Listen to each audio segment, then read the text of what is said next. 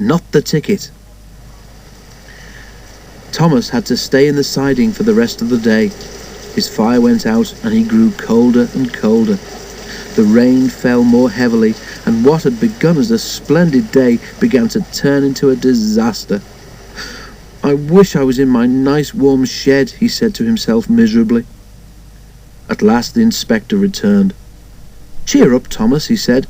"You'll be at the museum tomorrow, and they have promised to mend your front end in their workshop." "Thank you, sir," said Thomas, "but if I can't run on rails, how can I get there?" "It's all fixed," replied the inspector cheerfully. "A lorry is coming for you in the morning." Thomas was horrified. "A lorry?" he stammered. "That's right," said the inspector. "It'll be here at 8 o'clock sharp." Thomas slept badly that night. He kept wondering what Gordon, Henry and James would say if they knew he had finished his journey on a lorry.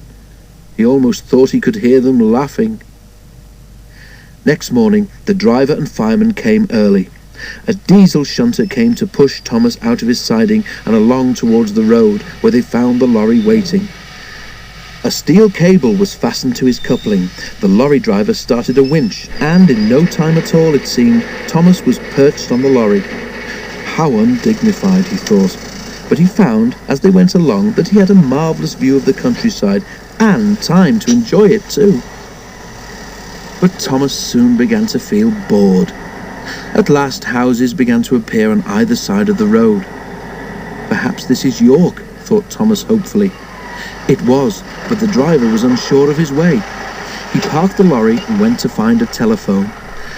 A man wearing a flat-topped cap with a yellow band round it came up to Thomas. "Hello," said Thomas. Said the man. He wrote something in his notebook and went round to the front of the lorry. When the lorry driver came back, Thomas heard him say something, then slam the cab door crossly. Soon they reached a large building with rails running into it. Thomas was unloaded and the lorry drove away. Thomas looked about him. He had arrived.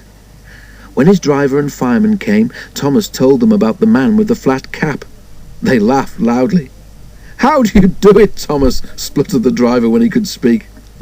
"That will make the Fat Controller's day. Thomas booked for parking."